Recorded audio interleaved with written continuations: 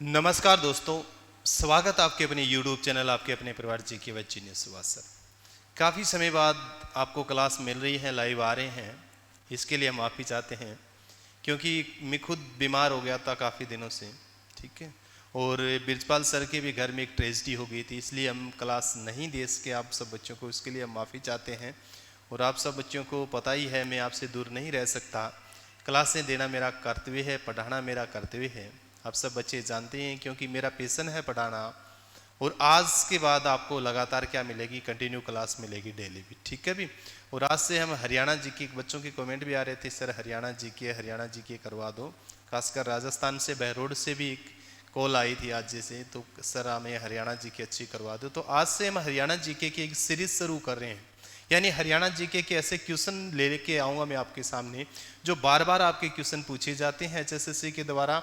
और उन क्वेश्चनों से संबंधित जितने भी तरह के जो क्वेश्चन बनते हैं उन क्वेश्चनों के बारे में हम विस्तृत चर्चा करें। हमारी क्लास में लगभग डेली जो है, यानी मैं क्वेश्चन तो आपको 10 करवाऊंगा, परंतु उनसे संबंधित एक क्वेश्चन से 10 क्वेश्चन बनाने की कोशिश करेंगे, यानी 100 या 110 क्वेश्चन आपको डेली करवाऊंगा मैं, ठीक है। और बड़ी विस्तृत तरीके से, अच्छी तरीके से आपको क्लास को सुनना है। और जो भी आपके सुझाव है वो सुझाव भी मेरे को देना है। और जो बच्चा नया जुड़े, नया वीडियो को देख रहा है, वो हमारे चैनल को सब्सक्राइब करे, GKY जीनियस सुभाष सर को, ठीक है। तो आज की क्लास का जो फर्स्ट क्वेश्चन जो दिया हुआ है बहुत ही इंपॉर्टेंट है, बार बार ये क्वेश्चन आपका पूछा भी गया है। जैसे जिक्र करें इस क्वेश्चन के बारे में, यानी देश की पहली CNG ट्रेन किस राज्य में चली थी। ट्रेन का जैसे जिक्र किया है, रेल का जैसे जिक्र किया है, और कैसी रेल का जिक्र किया है, CNG ट्रेन का जैसे जिक्र किया है। आप बच्चे भी कमेंट में से लिखा करो। तो CNG ट्रेन भारत के किस राज्य में चली थी? ऑप्शन आपका हरियाणा है, कोलकाता दिया हुआ है, महाराष्ट्र और पंजाब का जैसे जिक्र किया। आप सब बच्चों को ध्यान है भी भारत में सबसे पहले CNG ट्रेन जो चली थी वो हरियाणा में चली थी। किस किस स्टेशन के बीच में जैसे जिक्र करते हैं, रेवाड़ी से लेके आपको ध्यान होना चाहिए रेवाड़ी टू रोहतक के बीच में, रेवाड़ी से रोहतक के बीच सबसे पहले क्या चली थी आपकी CNG ट्रेन चली थी। कब चली थी आपको ध्यान होना चाहिए, तो 13 जनवरी 2015 को भी, ठीक है भी। यानी 13 जनवरी 2015 को सबसे पहले भारत के हरियाणा राज्य में हम जिक्र करें रेवाड़ी से रोहतक के बीच में CNG ट्रेन चली थी 13 जनवरी 2015 को। इसका उद्घाटन किसने किया था? उस समय रेल मंत्री जो थे आपके, रेल मंत्री का जैसे जिक्र करें उस समय रेल मंत्री थे आपके सुरेश प्रभु भी। क्या थे आपके? सुरेश प्रभु। यानी सुरेश प्रभु ने क्या की थी, इसकी शुरुआत की थी, इसका उद्घाटन किया था, ठीक है। ये क्लियर होना चाहिए। इसके बाद में जैसे को आपका दिया हुआ है ऑप्शन कोलकाता दिया हुआ है, रेवाड़ी आप पढ़ सकते हो, हरियाणा का सबसे बड़ा जंक्शन है। हरियाणा में सबसे पहले जो ट्रेन चली थी वो कहाँ पर चली थी? रेवाड़ी में चली थी। हरियाणा का सबसे बड़ा जंक्शन भी अगर कोई है तो हम जिक्र करते हैं वो कौन सा? आपका रेवाड़ी है, ठीक है भी। ये चीज आपको क्लियर होना चाहिए। उसके बाद में जैसे जिक्र करते हैं एक ऑप्शन जो आपका दिया हुआ है कोलकाता। कोलकाता में सबसे पहले क्या चली थी? मेट्रो। अब जैसे CNG का जिक्र किया था तो हो सकता है आपसे यह भी क्वेश्चन पूछा जा सकता है राष्ट्रीय स्तर पर भी, भारत में सबसे पहले मेट्रो रेल कहां चली थी? तो मेट्रो का जब जिक्र करते हैं तो मेट्रो सबसे पहले कोलकाता के अंदर चली थी। कब चली थी? 1984 1984 में चली थी। और बिल्कुल अंडरग्राउंड है भी, ये भी आपको ध्यान होना चाहिए। ट्रामे ट्रेन का भी जैसे जिक्र करते हैं तो ट्रामा ट्रेन भी आपकी किस राज्य के अंदर? वेस्ट बंगाल में चलती है। और वेस्ट बंगाल के किस शहर में? कोलकाता में। यानी मेट्रो की शुरुआत कोलकाता से हुई थी। उसके बाद में ट्रामे ट्रेन जो ट्रामा ट्रेन है वो भी कहां पर चलती है? आपकी कोलकाता के अंदर चलती है। नेक्स्ट जो दिया हुआ है महाराष्ट्र का जैसे जिक्र किया है, महाराष्ट्र ऑप्शन दिया हुआ इसमें एक महाराष्ट्र, यानी भारत में सबसे पहले ट्रेन चली थी महाराष्ट्र की राजधानी बंबई का जैसे जिक्र करते हैं। बंबई के पास एक थाने जगह है भी, क्या है? बंबई से थाने के बीच चली थी सबसे पहले। कब? 16 अप्रैल 1853 को भी, ठीक है भी। 16 अप्रैल 1853 को भारत में सबसे पहले क्या चली थी? रेल चली थी। हम जैसे जिक्र करते हैं ना लॉर्ड डलहौजी का जैसे जिक्र करते हैं, लॉर्ड डलहौजी के कार्यकाल के दौरान ही भारत में सबसे पहले 16 अप्रैल 1853 को क्या चली थी? रेल चली थी। बंबई से थाने के बीच चली थी। कितना सफर तय किया था इसने? 34 किलोमीटर का सफर तय किया था। ये चीज आपको ध्यान होना चाहिए, बहुत बार यहां से क्वेश्चन पूछे जाते हैं। 16 अप्रैल को ही भारत में रेल चली थी, इसीलिए 16 अप्रैल को हम क्या बनाते हैं, भारत में रेल दिवस बनाते हैं। क्या बनाते हैं, रेल दिवस। ठीक है भी, यानी भारत में रेल दिवस कब बनाया जाता है, 16 अप्रैल को बनाया जाता है। क्यों बनाया जाता है, क्योंकि 16 अप्रैल 1853 को भारत में क्या हुई थी, रेल चली थी, इसलिए बंबई से थाने के बीच का जैसे जिक्र करते। इंपॉर्टेंट है 1925 का जैसे जिक्र करें, भारत में विद्युत ट्रेन चली थी। 1925 का जैसे जिक्र करें तो भारत में विद्युत ट्रेन चली थी, वो भी कहां पर चली थी, महाराष्ट्र में। पंजाब ऑप्शन दिया हुआ है, रेलवे से संबंधित हम जिक्र कर रहे हैं। यहां से भी कई बार आपके क्वेश्चन पूछे गए हैं। यानी पंजाब के अंदर एक रेल कोच फैक्ट्री है, क्या नाम है उसका, कपूरथला। यानी Kapurthala rail coach factory Bharat के किस राज्य में है, पंजाब में है।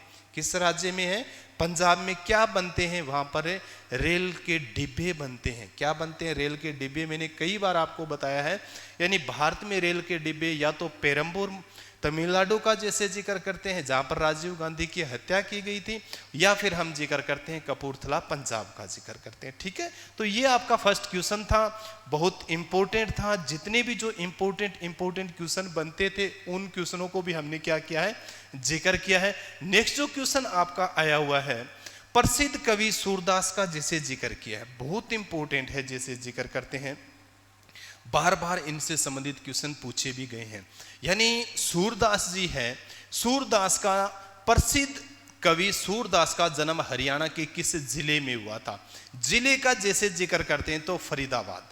फरीदाबाद अगर आपसे पूछे ना भी किस जिले में हुआ था तो जिला आपका रहेगा फरीदाबाद, और गांव पूछे तो फरीदाबाद जिले का गांव है सीही। क्या गांव है, सीही। सीही गांव में क्या हुआ था, इनका जन्म हुआ था सूरदास का। सूरदास कहते हैं इतिहासकार।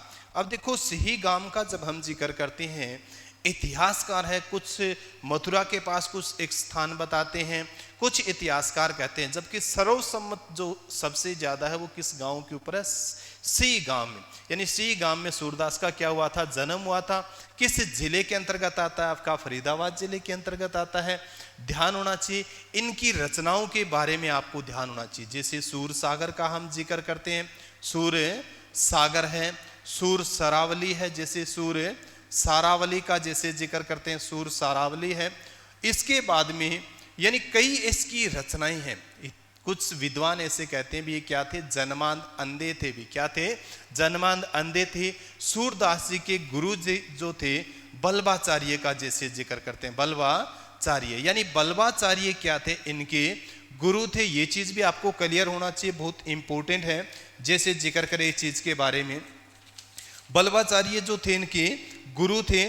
उसके बाद में एक किसके समकालीन थे, ये कई बार क्वेश्चन पूछा गया है भी। यानी सूरदास जी तो जो दे ये किसके समकालीन थे, तो सूरदास जी अकबर के समकालीन थे भी। किसके समकालीन थे, अकबर। किस वंश का शासक है अकबर, आपका मुगल वंश का भी। किस वंश का शासक है, मुगल वंश का है। कब गद्दी पर बैठा था, आपको ध्यान होना चाहिए 1556 से लेके 1605। ठीक है भी, याद करते रहना है साथ साथ इनको भी।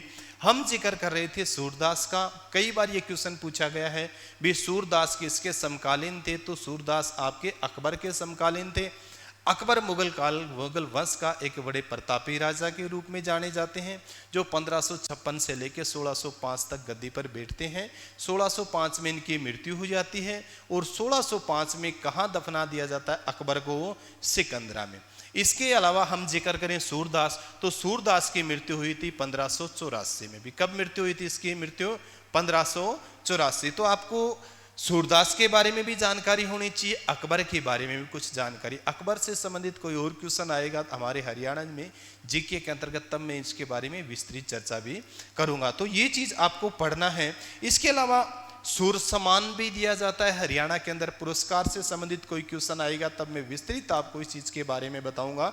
यानी सूर सम्मान साहित्य के क्षेत्र में किस राज्य के द्वारा दिया जाता है, तो हरियाणा राज्य के द्वारा दिया जाता है। ठीक है भी, इंपॉर्टेंट है, ये चीज भी आपको क्लियर होना चाहिए।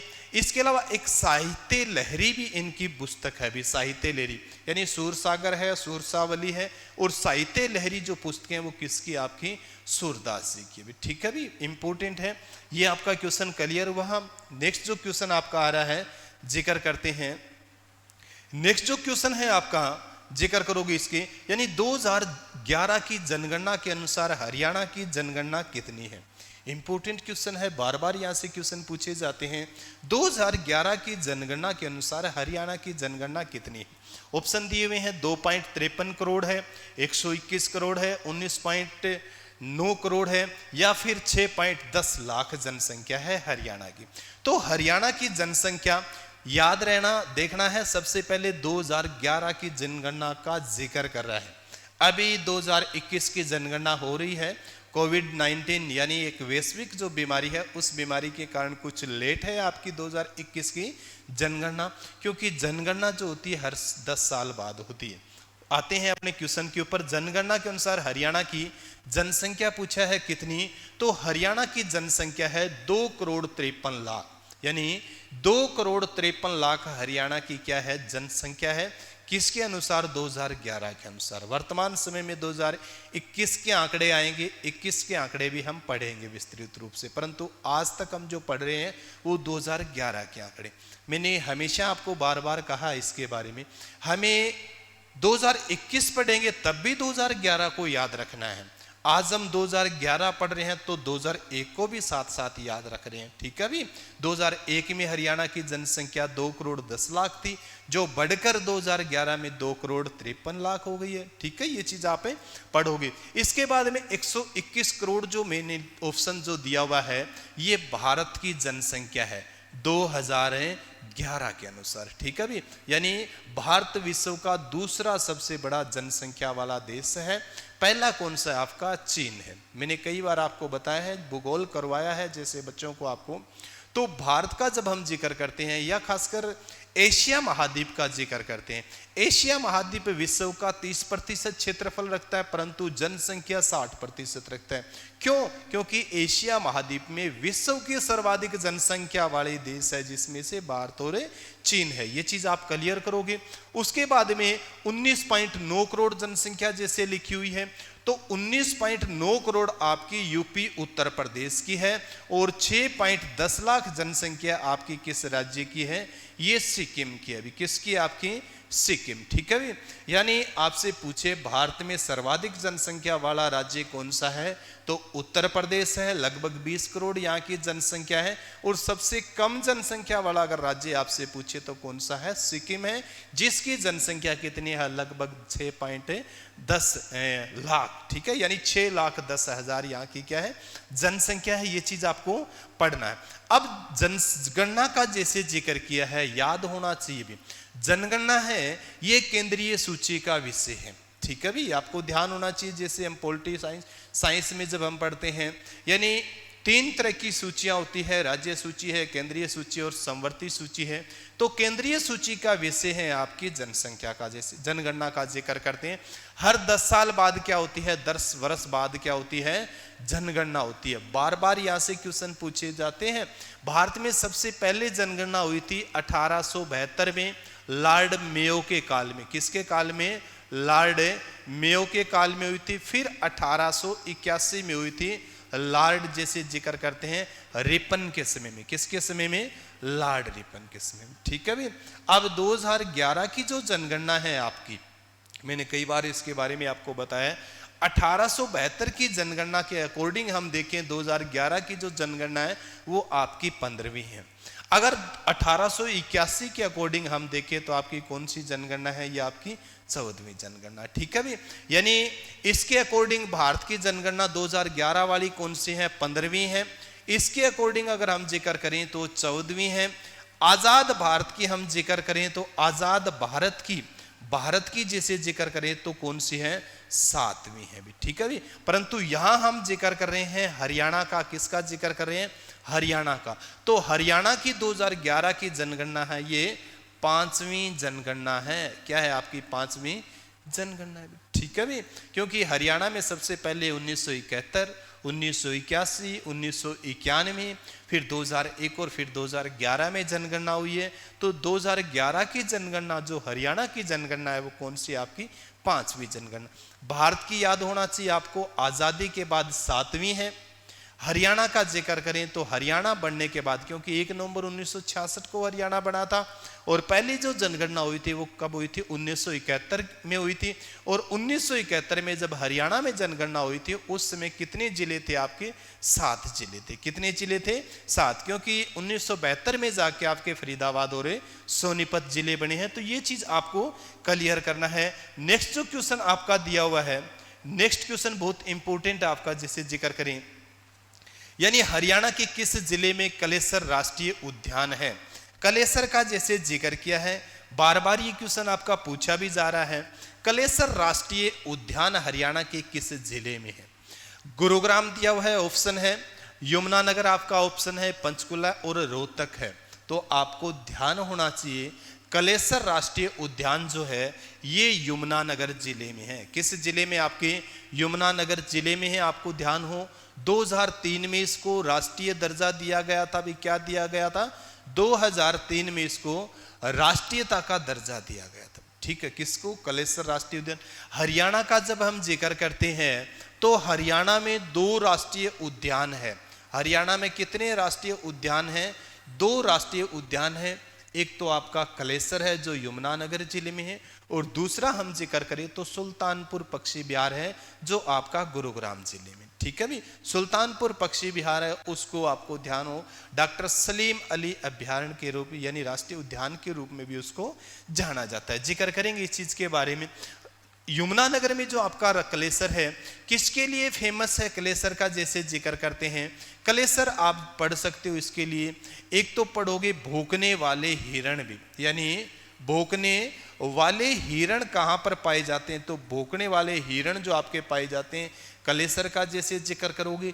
चितकबरी बिल्ली का अगर हम जिक्र करते हैं, जंगली मुर्गों का जब हम जिक्र करते हैं तो ये आपके कलेसर में मिलते हैं। कहाँ पर मिलते हैं, कलेसर का जैसे जिक्र करते हो। और इसी कलेसर से आपको ध्यान हो यमुना नदी हरियाणा में प्रवेश करती है, जो हरियाणा में लगभग 320 किलोमीटर का क्या करती है, सफर है तय करती है। और हरियाणा और उत्तर प्रदेश के बीच में एक सीमा बनाने का काम भी करती है। कौन सी नदी, यमुना भी। ठीक है, तो यमुना हरियाणा में किस राष्ट्रीय उद्यान से प्रवेश करती है, तो आपका कलेसर पढ़ोगे आप। इसके अलावा आप जैसे पढ़ोगे, यानी जिम कॉर्बेट का जैसे हम जिक्र करते हैं, जो उत्तराखंड का एक राष्ट्रीय उद्यान है। जिम कॉर्बेट के साथ किस हरियाणा के किस राष्ट्रीय उद्यान की जो सीमा लगती है तो आप पढ़ोगे, वो आपको ध्यान होना चाहिए। कलेसर भी बहुत इंपॉर्टेंट है, ये चीज आपको क्लियर हो इस चीज के बारे में। इसके बाद में और भी कई ऑप्शन दिए हुए हैं, उनके बारे में भी आपको क्वेश्चन ध्यान होना चाहिए। गुरुग्राम में आपका सुल्तानपुर पक्षी विहार है, जिसको हम क्या इस नाम से डॉक्टर सलीम अली अभ्यारण्य के नाम से भी जानते हैं, क्योंकि डॉक्टर सलीम अली जो है ना उन्हीं की देखरेख में ये विकसित हुआ था भी। ठीक है, ये चीज आप क्लियर करोगे। 12 नवंबर 1896 में डॉक्टर सलीम अली का जन्म हुआ था, और डॉक्टर सलीम अली के जन्मदिन को हम क्या बनाते हैं, राष्ट्रीय पक्षी दिवस के रूप में बनाया जाता है। डॉक्टर सलीम अली को हम वर्ल्ड मैन के नियम, इंडियन वर्ल्ड मैन के नाम से भी हमें जानते हैं। कभी मैं सुल्तानपुर पक्षी विहार पढ़ाऊंगा तब जिक्र करूंगा। यमुनानगर हमने पढ़ लिया है, पंचकुला भी आपको पढ़ना है। पंचकुला में भी जैसे खोले रेतान का हम जिक्र करते हैं जो आपके अभ्यारण्य है। उसके अलावा जैसे वीर शिकारगढ़ का जैसे जिक्र करते हैं। रोहतक आप तिलियार जिक्र कर सकते हो, तिलियार है झील का जैसे जिक्र करते हैं। तो इंपॉर्टेंट क्वेश्चन है। नेक्स्ट क्वेश्चन का जैसे जिक्र करें, नेक्स्ट जो आपका क्वेश्चन है बहुत इंपॉर्टेंट है ये भी। नाहर सिंह स्टेडियम हरियाणा के किस जिले में है। नाहर सिंह स्टेडियम का जैसे जिक्र किया है तो नाहर सिंह, राजा नाहर सिंह है, आपको ध्यान ही होना चाहिए। बल्लभगढ़ से जैसे जिक्र करते हैं, बल्लभगढ़ कहाँ पर किस जिले के अंतर्गत आता है, फरीदाबाद जिले के अंतर्गत आता है। तो नाहर सिंह स्टेडियम जो आपका रहेगा वो गुरुग्राम एक ऑप्शन दिया हुआ है, हिसार दिया हुआ है, सिरसा दिया हुआ है, जबकि है कहाँ पर ये, फरीदाबाद में। इंपॉर्टेंट है, यानी नाहर सिंह स्टेडियम हरियाणा के किस जिले में है, फरीदाबाद जिले में भी। ठीक है भी। राजकीय खेल परिषद हरियाणा का राजकीय खेल परिसर भी आप कहाँ पढ़ोगे, फरीदाबाद के अंदर पढ़ोगे। इसके अलावा गुरुग्राम में क्या है, ताऊ देवीलाल स्टेडियम है। ताऊ देवीलाल स्टेडियम कई बार पढ़ा होगा आपने, यानी ताऊ देवीलाल स्टेडियम में गुरुग्राम में भी है, और ताऊ देवीलाल स्टेडियम आपका पंचकुला के अंदर भी। इंपॉर्टेंट है, याद करना है। स्टेडियम वैसे करवाए हुए हैं मैंने, किसी बच्चे को विस्तृत जानकारी अगर चाहिए तो वो आप हरियाणा जीके की जो प्लेलिस्ट है उसमें से जाके पढ़ सकता है स्टेडियम के बारे में, ठीक है। हिसार में कौन सा है आपका? हिसार में महावीर स्टेडियम है। कौन सा स्टेडियम है? महावीर स्टेडियम है, ये पढ़ना बहुत इंपॉर्टेंट है। और सिरसा में कौन से स्टेडियम है? तो शाह सतनाम सिंह भी, शाह सतनाम सिंह स्टेडियम है, आपको ध्यान होना चाहिए। और दूसरा कौन सा है सिरसा के अंदर? है भगत सिंह स्टेडियम भी। कौन सा है? भगत सिंह स्टेडियम, ठीक है। तो भगत सिंह और शाह सतनाम सिंह स्टेडियम आपका सिरसा में रहेंगे। उसके अलावा जैसे जिक्र किया राजा नाहर सिंह स्टेडियम आपका फरीदाबाद का जैसे जिक्र करते हैं। गुरुग्राम में ताऊ देवीलाल स्टेडियम है। और जैसे जिक्र किया हिसार का, तो हिसार में कौन सा स्टेडियम आपका? महावीर स्टेडियम है, महावीर स्टेडियम है। रोहतक में कौन सा? राजीव गांधी स्टेडियम है। करवाए हुए हैं, उनको भी आप विस्तृत रूप से क्या है पढ़ना है, बहुत इंपॉर्टेंट है। इसके अलावा जैसे जिक्र करें भी भारत में सबसे बड़ा स्टेडियम कौन सा है, तो भारत का सबसे बड़ा स्टेडियम जो रहेगा वो स्टेडियम रहेगा जिसको पहले मोटेरा स्टेडियम के नाम से जाना जाता था, अहमदाबाद गुजरात का जैसे हमें जिक्र करते हैं, परंतु वर्तमान में उसका नाम क्या कर दिया गया है? नरेंद्र मोदी स्टेडियम, ठीक है। तो नरेंद्र मोदी स्टेडियम भारत का सबसे बड़े स्टेडियम के रूप में जाना जाता है। भारत के किस राज्य में है? गुजरात में। गुजरात में कहां पर है? अहमदाबाद। और अहमदाबाद किस नदी के किनारे स्थित है? आपका साबरमती नदी के किनारे स्थित है। साबरमती नदी भारत की सबसे प्रदूषित है नदी के रूप में जानी जाती है, ठीक है भी। नेक्स्ट जो क्वेश्चन आपका जो लेके आ रहे हैं, नेक्स्ट क्वेश्चन आपका है यानी हरियाणा में कुल कितने मंडल है? बार बार ये क्वेश्चन आपका रिपीट हो रहा है भी। हरियाणा में कितने मंडल है? वर्तमान समय में कितने हैं? पहले कितने थे? हरियाणा में वर्तमान समय के अंदर आपको ध्यान होना चाहिए 6 मंडल है। मंडल जो है यानी हरियाणा में कुल कितने मंडल है? 4 है, 5, 6 और 8 ऑप्शन दिया हुआ, 6 मंडल है हरियाणा में। मंडल मतलब होता है संभाग। क्या होता है आपका? संभाग। इंपॉर्टेंट है, ध्यान होना चाहिए। हमारा पड़ोसी राज्य है राजस्थान, राजस्थान में 7 संभाग है। और हरियाणा में कितने संभाग? आपके 6 संभाग है। सबसे बाद में कौन से संभाग बने थे? जैसे 6 आपको ध्यान होना चाहिए, 6 कौन से हैं? नंबर 1 पढ़ोगे आप हिसार। कौन सा पढ़ोगे आप? हिसार। 2 पढ़ोगे आप अंबाला। क्या पढ़ोगे आप? अंबाला। 3 पढ़ोगे आप रोहतक। रोहतक के बाद में आप पढ़ोगे गुरुग्राम। क्या पढ़ोगे आप? गुरुग्राम का जैसे जिक्र करोगे। दोबारा लिखता हूं मैं इस चीज को, यानी 6 मंडल है। कितने मंडल? आपके 6 मंडल है, जिसमें से एक आपका कौन सा है? हिसार। कौन सा रहेगा आपका? हिसार। उसके बाद में अंबाला है आपका। क्या है? अंबाला है। अंबाला के बाद आप रोहतक पढ़ोगे। रोहतक के बाद आप गुरुग्राम पढ़ोगे। क्या पढ़ोगे? गुरुग्राम, ठीक है। ये 4 मंडल होते थे पहले। क्या थे ये 4 मंडल है? पहले होते थे, परंतु 2 मंडल और बनाए गए हैं। कौन सा आपका? एक तो फरीदाबाद है भी। क्या है आपका? फरीदाबाद है। और दूसरा कौन सा आपका है? करनाल भी, ठीक है भी। यानी 6 मंडल कौन से हैं ये आपको ध्यान होना चाहिए। और 6 मंडलों के अंतर्गत कौन कौन से जिले आते हैं अगर वो भी आपको याद है तो सोने पे सुहागा है। किसी चीज को याद।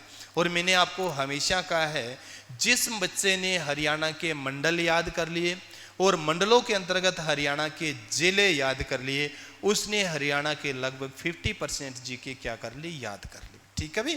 तो ये चीज आपको क्लियर होना चाहिए। नवीन कौन से हैं आपके? ये पूछे जा सकते भी। हरियाणा के अंदर है नवीन मंडल कौन से हैं? तो नवीन मंडल आपके फरीदाबाद और करनाल है। फरीदाबाद और करनाल कब बने थे? 2 फरवरी 2017 को भी, ठीक है भी। ये चीज आपको क्लियर होना चाहिए। यानी 2017 में क्या बने थे? ये मंडल बने थे। और मंडल का जो प्रमुख होता है उसको आयुक्त के नाम से जाना जाता है। जैसे जिले का जो प्रमुख होता है उसको डीसी कहते हैं, उपायुक्त कहते हैं। इसी तरह से मंडल का जो प्रमुख होता है उसको किस नाम से जाना जाता है? आयुक्त के नाम से जाना जाता है। हिसार मंडल में 4 जिले आते हैं। अंबाला मंडल में 4 जिले आते हैं। रोहतक मंडल में सबसे ज्यादा 5 जिले आते हैं। गुरुग्राम में 3 जिले आते हैं। करनाल में 3 जिले आते हैं आपके। और फरीदाबाद में भी 3 जिले आते हैं। यानी 3 तिया 9, 9 दूनी 18 और 4 कितने हो गए आपके? 22 हो गए भी। और हरियाणा में जिले कितने हैं? 22। मैं बार बार आप सब बच्चों को कहता हूं, बे हरियाणा के मंडल याद करो और हरियाणा के मंडलों के अंतर्गत आने वाले जिले याद करो। अगर ये चीज आ गई ना आपको तो कोई दिक्कत नहीं है हरियाणा जी की आपको याद करने में। कई बार ये क्वेश्चन पूछा गया है भी हरियाणा के किस मंडल में सबसे ज्यादा जिले आते हैं, तो सबसे ज्यादा जो जिले आते हैं वो किस मंडल में आते हैं? आपके रोहतक मंडल में। किस मंडल में आते हैं? आपके रोहतक मंडल के अंतर्गत आते हैं। ये चीज आपको क्लियर करना है भी 5 जिले आते हैं। कौन कितने जिले आते हैं? 5 जिले। नेक्स्ट जो आपका क्वेश्चन है, हरियाणा के दक्षिणी भाग में स्थित पहाड़ियां किसका भाग है? कई बार जिक्र किया है इस चीज के बारे में भी। हरियाणा के उत्तर में भी पहाड़ियां हैं और दक्षिण में भी पहाड़ियां हैं। और भारत का हरियाणा एक ऐसा राज्य है जिसमें विश्व का सबसे नवीन वलित पर्वत भी है और विश्व के सबसे प्राचीन पर्वत श्रृंखला भी। ठीक है भी, यानी विश्व का सबसे नवीन पर्वत जो है उसकी भी पहाड़ियां हैं हरियाणा में, और सबसे प्राचीन पर्वत है उसकी भी पहाड़ियां हैं हरियाणा में। ये चीज आपको क्लियर होना चाहिए। जैसे जिक्र करें, यानी क्वेश्चन क्या है, हरियाणा के दक्षिणी भाग में स्थित पहाड़ियां किसका भाग है? हिमालय पर्वत का भाग है, अरावली पर्वत का भाग है, सतपुड़ा का भाग है, या फिर विंध्याचल का भाग है? तो आपको ध्यान होना चाहिए, दक्षिण का जैसे जिक्र किया है तो अरावली पर्वत श्रृंखला भी। ठीक है भी, यानी अरावली पर्वत की जो पहाड़ियां हैं ना वो दक्षिणी हरियाणा या दक्षिणी पश्चिमी हरियाणा का जब हम जिक्र करते हैं उसमें उसका विस्तार है। उत्तर का जैसे जिक्र करते हैं या उत्तर पूर्व का जिक्र करते हैं तो वहां पर क्या है? शिवालिक की पहाड़ियां हैं, अर्थात हिमालय पर्वत की पहाड़ियां हैं भी। ठीक है भी, ये चीज आप पढ़ सकते हो। तो हिमालय की भी पहाड़ियां, ये दोनों पर्वत श्रृंखला है, हिमालय और अरावली, इन दोनों की पहाड़ियां क्या है? हरियाणा में है। इसीलिए मैंने कहा है भी विश्व का सबसे नवीन वलित पर्वत कौन सा है? आपका हिमालय पर्वत, उसकी भी पहाड़ियां चोटियां हैं इसमें। जिसके अलावा विश्व का सबसे प्राचीन पर्वत कौन सा? आपका अरावली है, अरावली की भी पहाड़ियां हैं इसमें। ठीक है भाई, हरियाणा का जैसे जिक्र करते हैं। अब हिमालय पर्वत की सबसे ऊंची चोटी कौन सी है? हिमालय पर्वत की सबसे ऊंची चोटी माउंट एवरेस्ट है। माउंट एवरेस्ट है, आपको ध्यान होना चाहिए। माउंट एवरेस्ट है 8,848 मीटर। जबकि हरियाणा में अगर आपसे पूछे तो हरियाणा में कौन सी आपकी? हरियाणा में है आपकी करो। क्या है? करो, जो कितनी है? 1514 मीटर। 1514 मीटर। ठीक है, उसके बाद में जिसे जिक्र करोगे आपका अरावली पर्वत है। अरावली पर्वत की सबसे ऊंची चोटी है गुरु शिखर। मैंने बार बार आपको बताया है और बार बार बताता भी रहूंगा, गुरु शिखर की ऊंचाई है 1722 मीटर। कुछ किताबें आपको 1727 मीटर बताएगी क्योंकि इसके ऊपर एक मंदिर है, उस मंदिर को भी क्या किया जाता है? काउंट किया जाता है, तब 1727 हो जाती है।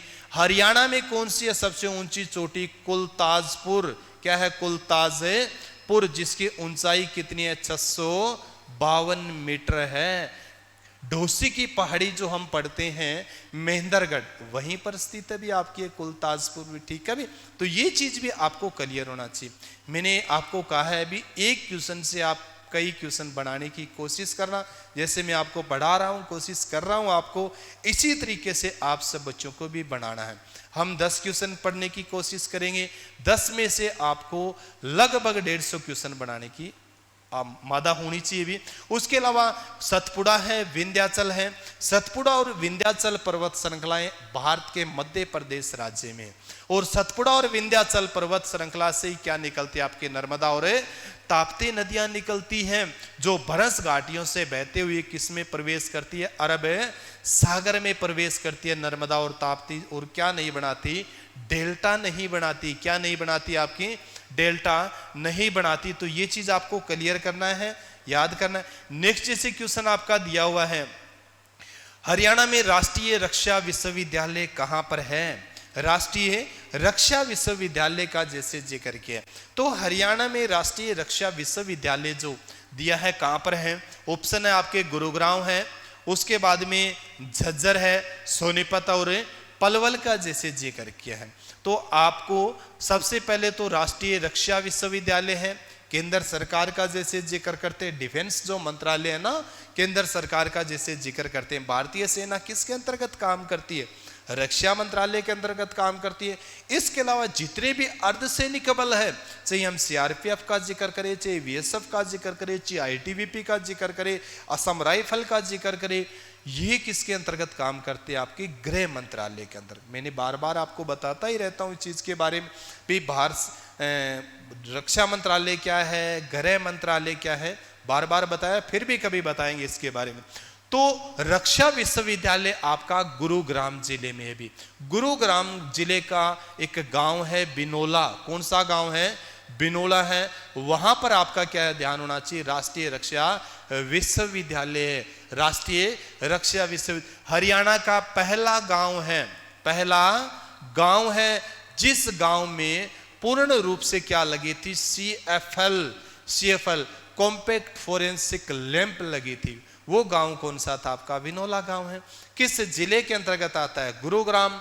गुरुग्राम को गुरु प्लस ग्राम के नाम से जाना जाता है। गुरु द्रोणाचार्य की भूमि के रूप में इसको जाना जाता है। पहले गुड़गांव था, फिर गुड़गांव से इसको क्या बना दिया गया? गुरुग्राम बना दिया गया। ठीक है भी, पढ़ना इसके बारे में। पहला गांव है जिसमें सीएफएल लगी थी, वो बिनोला है। और बिनोला में क्या है? राष्ट्रीय रक्षा विश्वविद्यालय है। एक ऑप्शन दिया हुआ है आपका झज्जर। झज्जर की अगर हम जिक्र करें तो जसोर खेड़ी, आपने नाम सुना होगा। जसोर खेड़ी झज्जर जिले के अंतर्गत आती है। यहां पर परमाणु विश्वविद्यालय है। क्या है आपका? परमाणु विश्वविद्यालय। अगर पूछे हरियाणा में परमाणु विश्वविद्यालय कहां पर स्थित है? जसोर खेड़ी झज्जर। भी जसोर खेड़ी झज्जर। इसके अलावा सोनीपत का जिक्र किया है। सोनीपत में आप पढ़ सकते हो पंडित लक्ष्मी चंद यूनिवर्सिटी या पंडित लक्ष्मी चंद विश्वविद्यालय प्रस्तावित है। कहां पर बनेगा? अटेरना के अंदर। भी कहां पर बनेगा? आपका अटेरना। इंपॉर्टेंट है। एक तो पढ़ोगे आप अटेरना का, जैसे जिक्र करोगे अटेरना में पंडित लक्ष्मीचंद विश्वविद्यालय प्रस्तावित है। उसके बाद एक आप पढ़ोगे मुरथल। भी क्या पढ़ोगे? मुरथल। और 3 नंबर पढ़ोगे आप खानपुर कला। क्या पढ़ोगे? खानपुर कला। ठीक है भी। तो महिला विश्वविद्यालय का हम जिक्र करते हैं हरियाणा में, तो आपका खानपुर कला के अंदर है। उसके अलावा मुरथल में आपको ध्यान होना चाहिए Deenbandhu Chhotu Ram science and technology विश्वविद्यालय। ठीक है भी, पढ़ना है, बहुत इंपॉर्टेंट है। गुरुग्राम में राष्ट्रीय रक्षा विश्वविद्यालय है। झज्जर की जसोर खेड़ी में परमाणु विश्वविद्यालय है। सोनीपत में अटेरना का जिक्र करें तो पंडित लक्ष्मीचंद विश्वविद्यालय स्थापित किया जा रहा है। मुरथल आप पढ़ोगे तो यहाँ पर Deenbandhu Chhotu Ram science and technology विश्वविद्यालय है। खानपुर कला का जिक्र करें तो यहाँ पर क्या है आपका, यानी भगत फूल सिंह महिला विश्वविद्यालय का जैसे जिक्र करोगे। उसके अलावा पलवल एक ऑप्शन दिया हुआ है। पलवल के दुधोला का जिक्र करें, यानी पलवल के किसका जिक्र करें हमें? दुधोला। तो दुधोला में विश्वकर्मा कौशल विश्वविद्यालय है। पूछा भी गया है विश्वकर्मा विश्वविद्यालय हरियाणा के किस जिले में है? तो पलवल जिले में है। स्थान पूछे तो पलवल जिले के दुधोला में विश्वकर्मा जो कौशल विश्वविद्यालय। तो कई विश्वविद्यालय, इस तरीके के कई क्वेश्चन आपको क्या है करना है भी। ठीक है भी।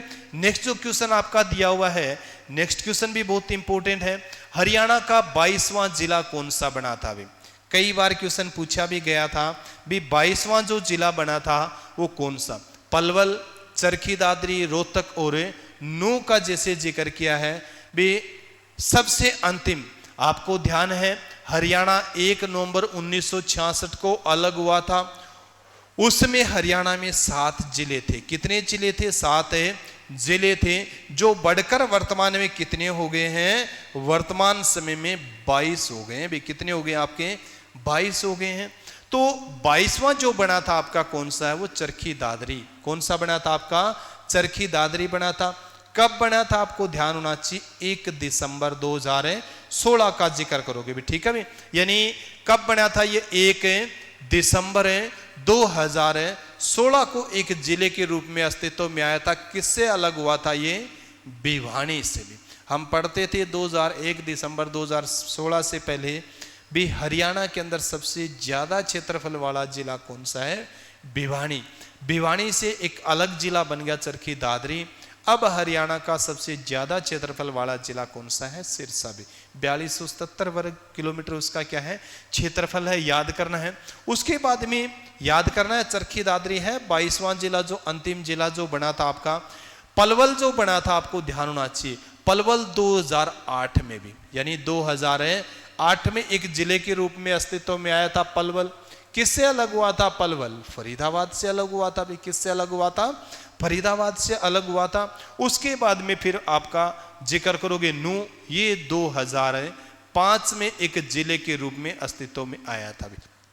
रोहतक कब बना था? 1966 में। 1 नवंबर 1966 में जब हरियाणा अलग हुआ था, उस समय 7 जिले थे, उसमें से एक आपका रोहतक भी था भी। क्या था आपका? रोहतक। हिसार था, रोहतक था, गुरुग्राम था, महेंद्रगढ़ था, करनाल था और जींद, ये 7 जिले थे भी। क्या थे आपके? 7 जिले। उस समय 7 थे, जो बढ़कर वर्तमान में कितने हो गए आपके? 22। 22वां कब बना था? 1 दिसंबर 2016 को। 21वां कब बना था? 2008 में। और 20वां कब बना था? 2005 में। उस समय इसको सत्यपुरम मेवात कहा जाता था, जो बाद में फिर आपका मेवात हो गया। और वर्तमान में इसको किस नाम से जाना जाता है? नू के नाम से जाना जाता है। क्यों? हरियाणा के जितने भी जो जिले हैं उनके जो नाम है शहरों के नाम से हैं। सत्यपुरम मेवात या फिर मेवात जो है वो जिला नहीं, मतलब एक शहर नहीं था। नू जो है वो एक शहर है, इसीलिए इसको नया नाम दिया गया है। हरियाणा के मुख्यमंत्री मनोहर लाल खट्टर के द्वारा या बीजेपी सरकार के द्वारा इसको नू नाम दिया गया। क्या नाम दिया गया इसको? नू नाम। तो इंपॉर्टेंट है, ये चीजें आप पढ़ा करो भी, बहुत इंपॉर्टेंट है। नेक्स्ट जो क्वेश्चन आपका दिया हुआ है, नेक्स्ट क्वेश्चन है रोहतक आकाशवाणी केंद्र की स्थापना कब हुई थी? रोहतक आकाशवाणी केंद्र का जिक्र किया है। सबसे पहले तो आपको ध्यान हो, रोहतक आकाशवाणी केंद्र का जैसे जिक्र किया है, आकाशवाणी केंद्र भी, ठीक है भी, बहुत बार सुना होगा, ये ऑल इंडिया रेडियो का आकाशवाणी केंद्र है भी, ठीक है। सर्वजन हिताय सर्वजन सुखाय, जैसे मैंने बहुत बार आपको बताया है इस चीज के बारे में। तो आकाशवाणी केंद्र की स्थापना 1976, 1999, 1992 और 2001 कब हुई थी? तो रोहतक आकाशवाणी केंद्र की स्थापना 1976 में हुई थी। कब हुई थी आपकी? 1976। बहुत इंपॉर्टेंट है, याद होना चाहिए। यानी 8 मई 1976 को भी, 8 मई 1976 में आपके आकाशवाणी, रोहतक आकाशवाणी केंद्र की स्थापना हुई थी। हरियाणा का सबसे पुराना आकाशवाणी केंद्र अगर कोई है तो वो कौन सा? आपका रोहतक आकाशवाणी केंद्र है। उसके बाद में जैसे जिक्र करते हैं, फिर 1991 में आपका बना था। 1991 में हिसार, जैसे जिक्र करोगे हिसार नहीं भी, 1991 में आप जिक्र करोगे कुरुक्षेत्र भी। क्या है आपका? कुरुक्षेत्र आकाशवाणी केंद्र, यानी कुरुक्षेत्र आकाशवाणी केंद्र बना था। दूसरा कब? 1991 में। कब बना था? 1991 में। और 1999 में हम जिक्र करें तो 1999 में बना था आपका हिसार आकाशवाणी केंद्र भी, ठीक है भी। यानी हरियाणा में कितने आकाशवाणी केंद्र हैं? 3 आकाशवाणी केंद्र हैं। पहला जो बना था कहां पर बना था? रोहतक में। कब? 8 मई 1976 को। दूसरा जैसे जिक्र करते हैं तो 1991 में कुरुक्षेत्र में।